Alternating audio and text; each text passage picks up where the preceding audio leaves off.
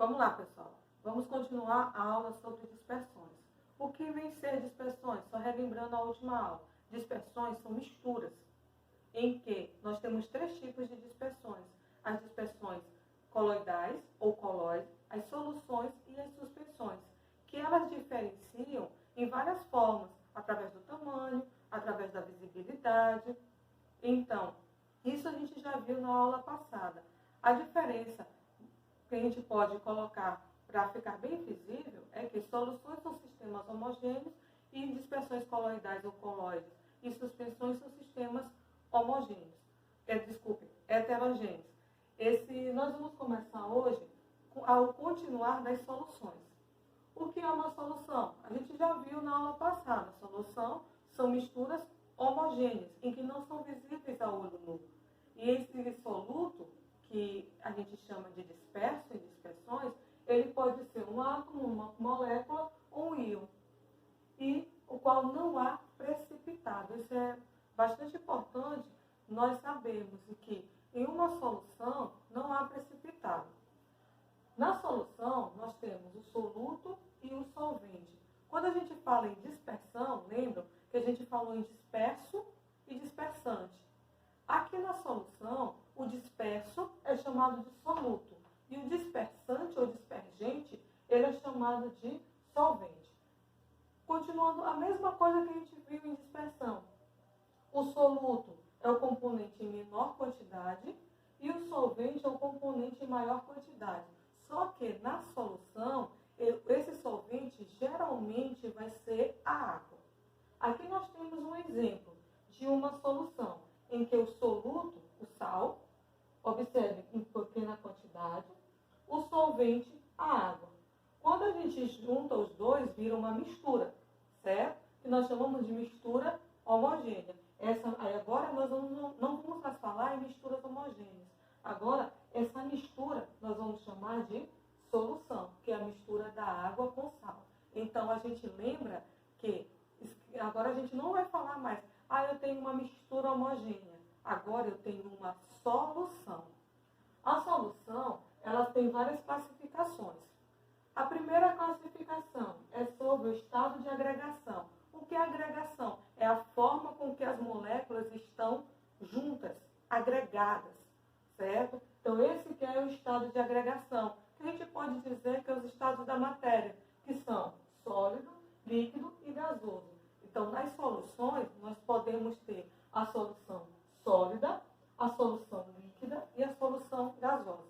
A solução sólida é quando o solvente, essa é a descrição bem melhor da gente entender. A solução sólida é quando o solvente é sólido. Professora, mas tem solução sólida? Sim. Exemplo, liga metálica. O que é uma liga metálica? Aqui, ó. É uma liga em que tem cobre e níquel.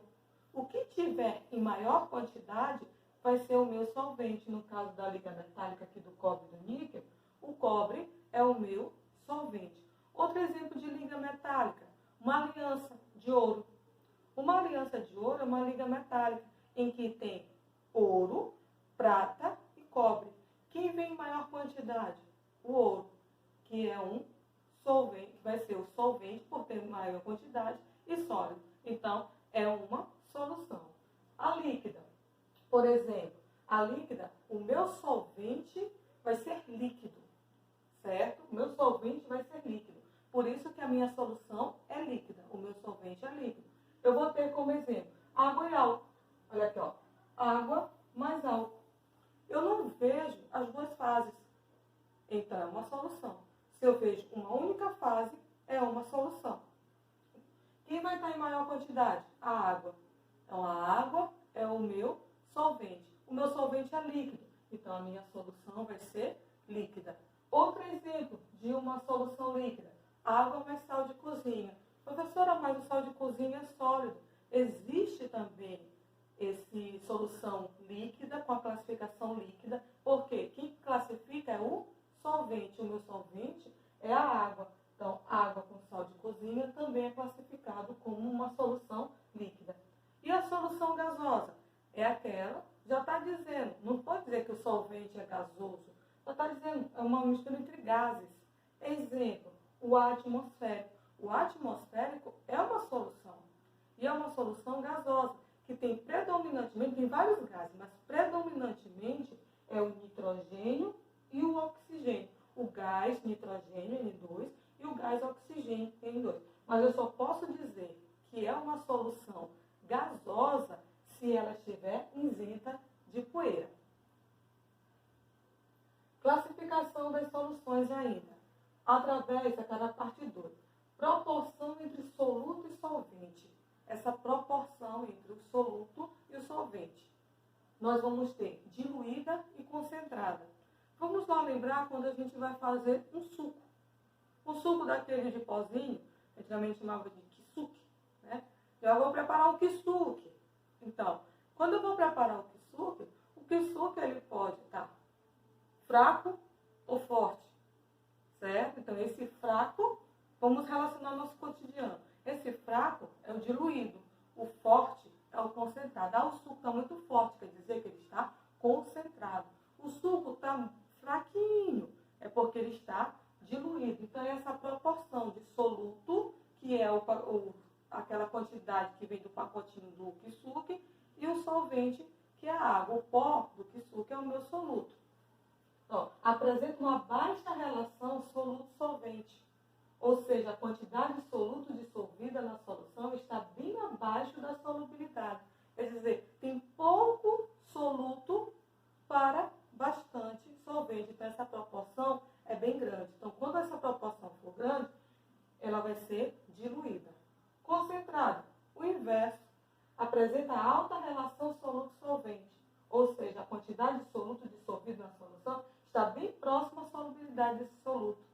Certo? Então, assim, a gente tem a diferença entre diluída e concentrada. Agora, a gente não vai mais dizer, o meu suco está fraco, o meu café está fraco. O meu suco está forte, o meu café está forte. Não, está bem, está diluído ou está concentrado. A 3, natureza do soluto. Através da natureza do soluto, quer dizer, que tipo de soluto eu tenho, que vai ser dissolvido no solvente. Que tipo de soluto eu tenho? Eu posso ter molecular ou iônico. Molecular. Quando eu digo que eu tenho uma solução molecular, as partículas do soluto são as moléculas. Professora, mas como assim?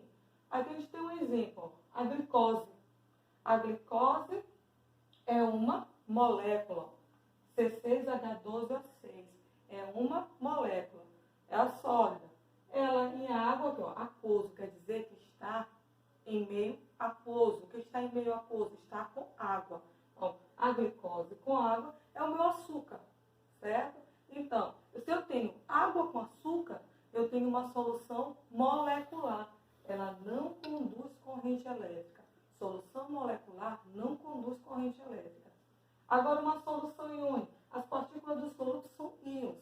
Exemplo, cloreto de sódio. Cloreto de sódio é o sal de cozinha. Então, aqui a gente tem a diferença do exemplo. Açúcar e sal. É o nosso sal de cozinha. Quando eu coloco o sal de cozinha dentro de um copo com água, o que vai acontecer? Vai quebrar as moléculas do sal. Vai ficar íons de cloro com íons de sódio, que vão interagir com os íons da molécula da água. Então, essa aqui vai ser uma solução iônica. Por quê? Eu tenho íons, certo? Aqui é a molécula e aqui eu tenho íons. Aí a gente lembra lá do primeiro ano, ligações covalentes e ligações covalentes e ligações iônicas. As ligações iônicas eu tenho íons e as ligações covalentes, elas prevalecem as moléculas. E nas soluções iônicas, nós conduz corrente elétrica, certo? A quarta classificação. Solubilidade do soluto. É a quantidade máxima do soluto que pode ser dissolvida em uma determinada quantidade de solvente a uma dada temperatura. Professora, o que é isso? A solubilidade é a capacidade do soluto se dissolver no solvente em uma certa temperatura. Gente, existe isso aí é feito experimentalmente. Eu só posso dizer a capacidade de um soluto que ele dissolve através de uma tabela experimental, certo? Então, aqui a gente tem, por exemplo, a solubilidade do cloreto de potássio. Em água, a 20 graus Celsius, é de 34 gramas desse sal em 100 gramas de água. Então, isso é a solubilidade do soluto. Quem é o meu soluto? É o cloreto de potássio. Quem é o meu solvente? A água. Então, o cloreto de potássio vai se dissolver na água. Mas essa capacidade dele se dissolver na água, eu só posso, a 20 graus Celsius, somente 34 gramas dele vai se dissolver em 100 gramas de água. Mas 100 gramas de água, senhor, água é líquida, gramas, não tem importância. 100 gramas é a mesma coisa que 100 ml. Eu posso falar 100 gramas, eu posso falar em 100 ml.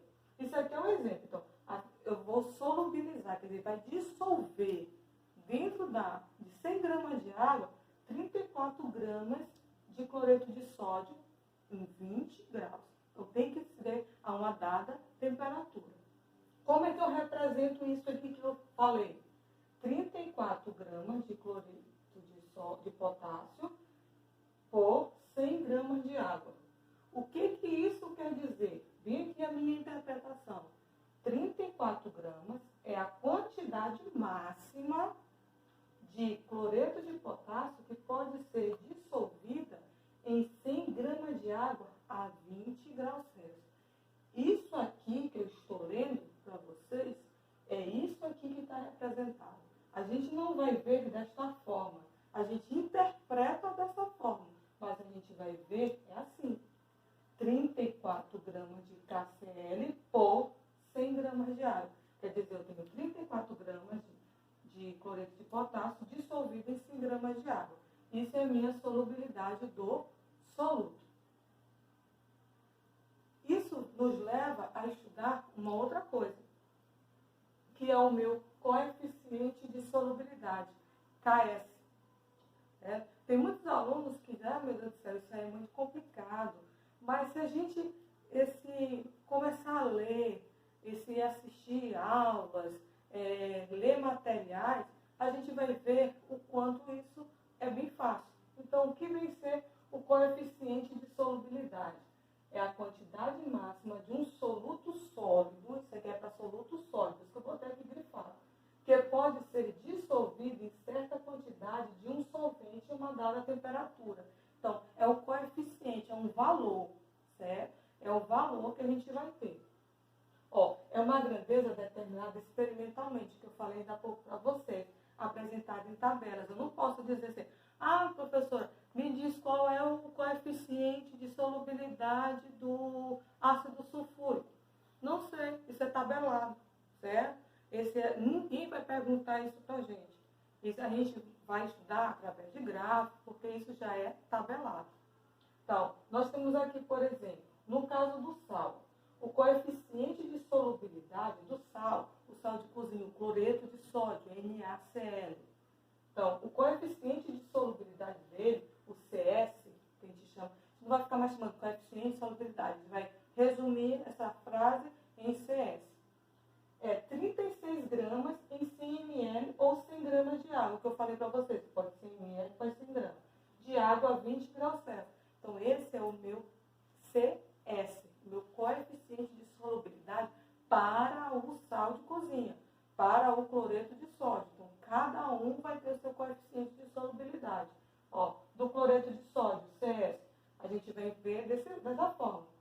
36 gramas por 100 gramas de água a 20 graus Celsius.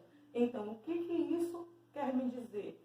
Que em 100 gramas de água, nesta temperatura, só vai dissolver 36 gramas de água. Certo? É o máximo. Certo? Pode dissolver menos? Pode. Porque o máximo que pode ser dissolvido é 36 gramas. Outros exemplos, o sulfato de cálcio.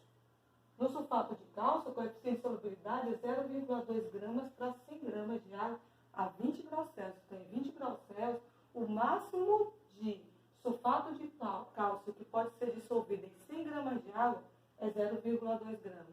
Outro exemplo, o nitrato de potássio. Certo? O coeficiente de solubilidade do nitrato de potássio é 3,3 gramas por 100 gramas de água, a 20 graus Celsius. Então, o que isso quer me dizer? Que em 100 gramas de água, nesta temperatura de 20 graus Celsius, o máximo que pode ser dissolvido de nitrato de potássio é 13,3 gramas. Então, o que a gente observa aí? Professora, como é que eu vou saber esses valores? Volto a repetir. Esses valores são tabelados, ok? A partir do coeficiente de solubilidade, nós vamos ter solução insaturada, solução saturada e solução supersaturada, através do coeficiente de solubilidade. Então, o que vem ser uma solução insaturada? Quando colocamos uma quantidade de soluto abaixo de seu coeficiente de solubilidade. Por exemplo, vamos sempre pegar como exemplo o cloreto de sódio. Qual é o coeficiente de solubilidade do cloreto de sódio? 36 gramas por 100 gramas de água, a 20 graus Celsius. Se eu colocar 20 gramas em 100 gramas de água, não estou no meu máximo. O meu máximo é 36 para 100 gramas. Eu estou colocando 20 gramas. Então, se eu estou colocando 20 gramas só de cloreto de sódio em 100 gramas de água, essa minha solução é insaturada. É como se eu tivesse, por exemplo, um carro com a capacidade de um carro de pessoas. São 5 pessoas.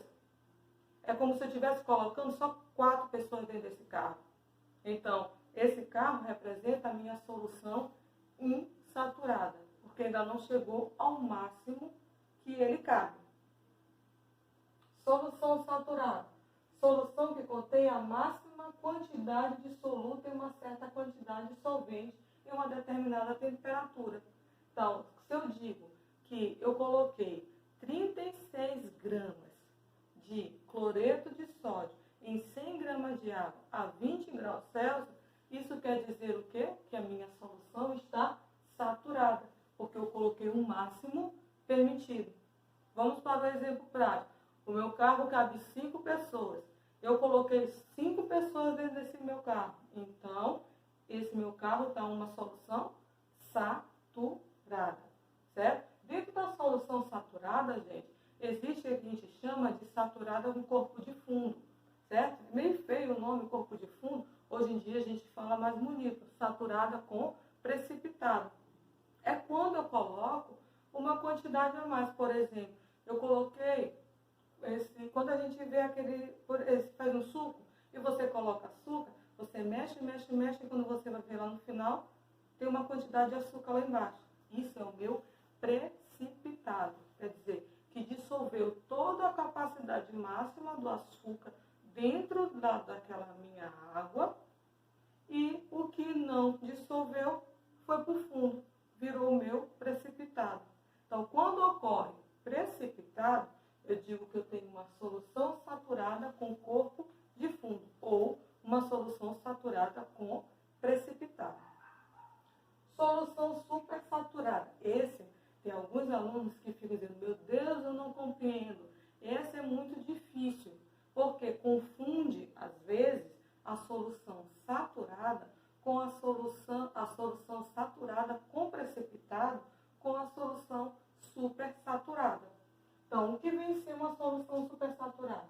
São soluções obtidas por técnicas especiais, nas quais a quantidade de soluto dissolvido é superior ao coeficiente de solubilidade.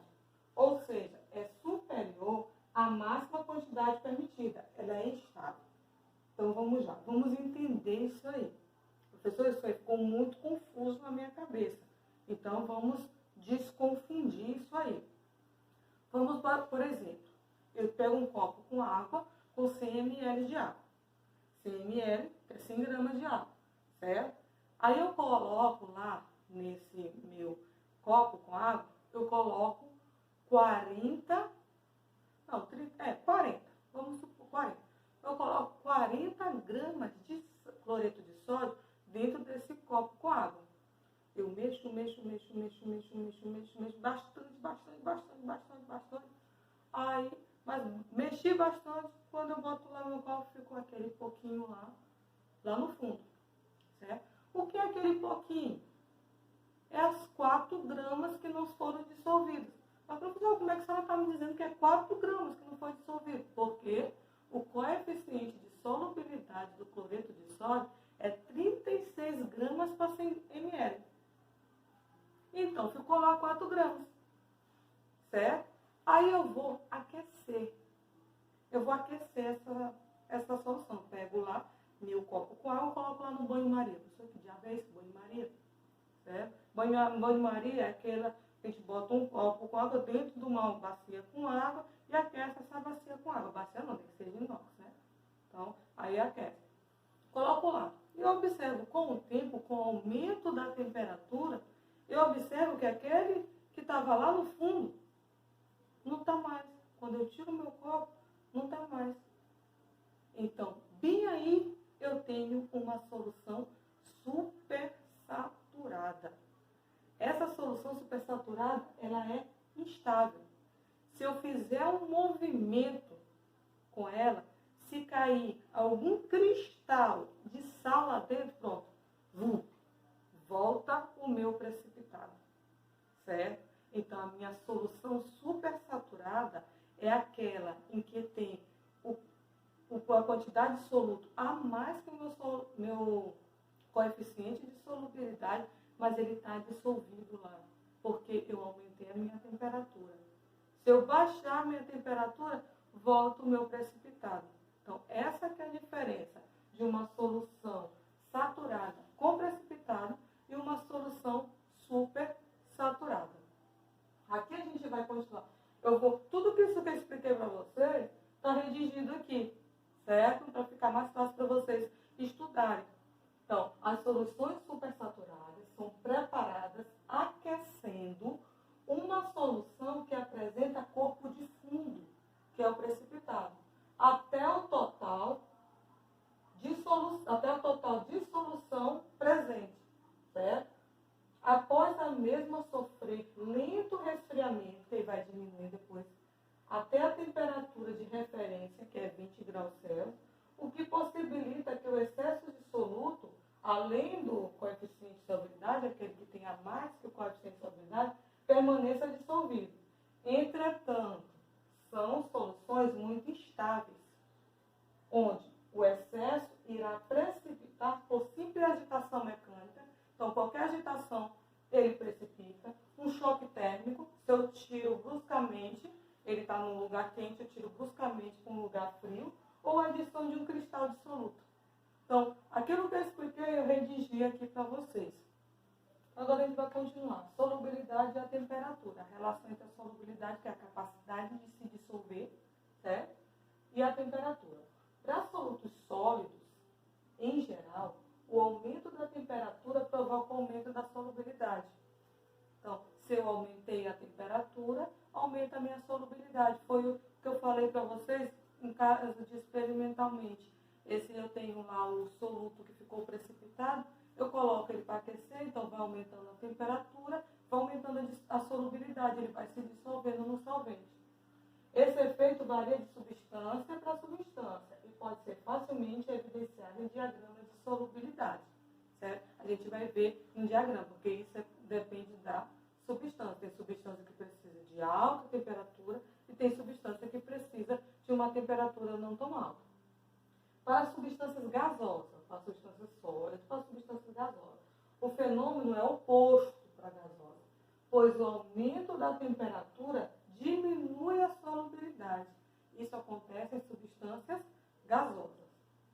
Por esse motivo, devemos conservar um refrigerante. Aqui eu botei uma curiosidade para vocês, porque só eu falar vocês poderiam esquecer. Então, por esse motivo, devemos conservar um refrigerante após aberto em geladeira, pois a menor temperatura favorece a dissolução do CO2. Então, se eu abrir o refrigerante e eu conservo ele na geladeira, então o meu soluto é o gás carbônico, certo? O CO2, que é o meu dióxido de carbono, que é o meu gás carbônico, que tem lá dentro do refrigerante.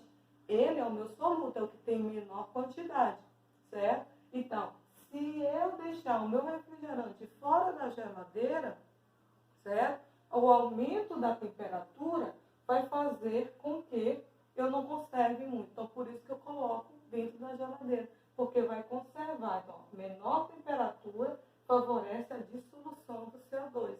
Então, se eu não conservo, ele vai ficar concentrado. Curva de solubilidade. O que é essa curva de solubilidade? Está falando curva, então vai ser um gráfico. O gráfico vai ser uma curva. São gráficos que apresentam a variação dos coeficientes de solubilidade das substâncias em função da temperatura. Então, cada substância tem o seu gráfico, porque cada substância tem o seu coeficiente de solubilidade. Então, aqui a gente tem, por exemplo, a solubilidade do nitrato de potássio em água, porque o nitrato de potássio, se ele está em água, ele é uma solução aquosa. Então, é uma solução. Então, eu tenho aqui o gráfico. Olha aqui, ó. Se aumenta o coeficiente de solubilidade do nitrato de potássio, aumenta a minha temperatura. Ou, se aumenta a minha temperatura, vai aumentar o coeficiente de solubilidade do nitrato de potássio. Então, observa aqui, ó, a 20 graus Celsius, o meu coeficiente de solubilidade de nitrato de potássio é 40 gramas por 100 gramas de água. Então, o meu coeficiente de solubilidade, quer dizer, no máximo, cabe 40 gramas em 100 gramas do nitrato de potássio, em 100 gramas de água a 20 graus Celsius.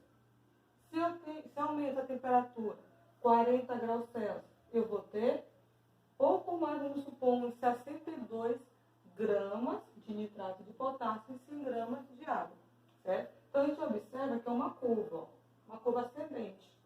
Ó, uma curva ascendente. O que vai me interessar esse gráfico? O que eu vou analisar desse gráfico? Eu vou analisar, que pode vir uma pergunta, a tal temperatura, qual é o coeficiente de solubilidade?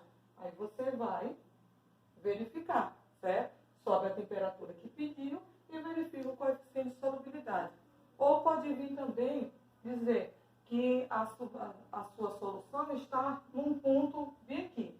Então, isso é bem importante.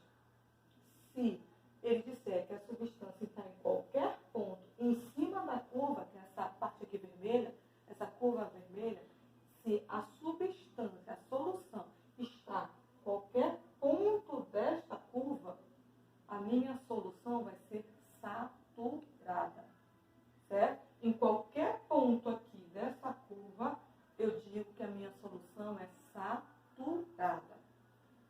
No ponto acima, certo? No ponto acima dessa curva, numa região em cima dessa curva, acima da curva, nessa parte branca aqui, eu digo que a solução ela é super saturada.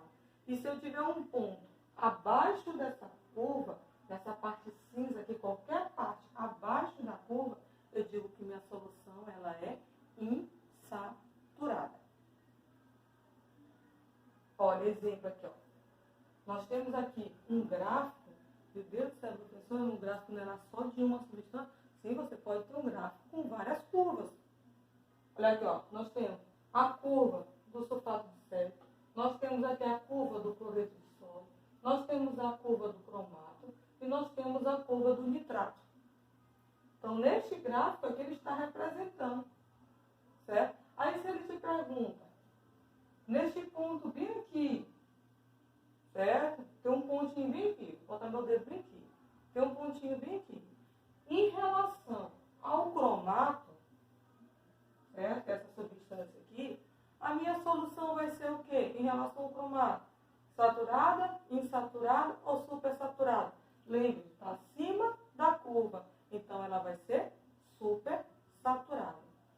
Outro exemplo, se eu tiver um pontinho bem aqui, certo? Se tiver um pontinho bem aqui. E ele diz, em relação ao nitrato de potássio, esta solução, que ele está dizendo que é esse ponto aqui, essa solução vai ser saturada, insaturada ou supersaturada?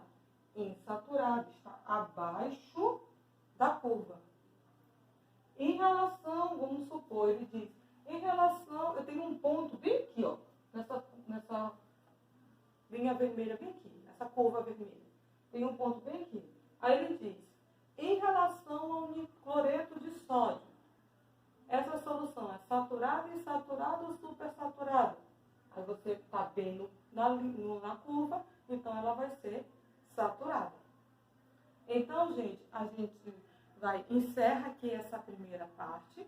Sobre toda essa primeira parte teórica, eu vou voltar só com um exemplo para vocês entenderem melhor, um exemplo de cálculo, certo? E para depois a gente começar as concentrações das soluções.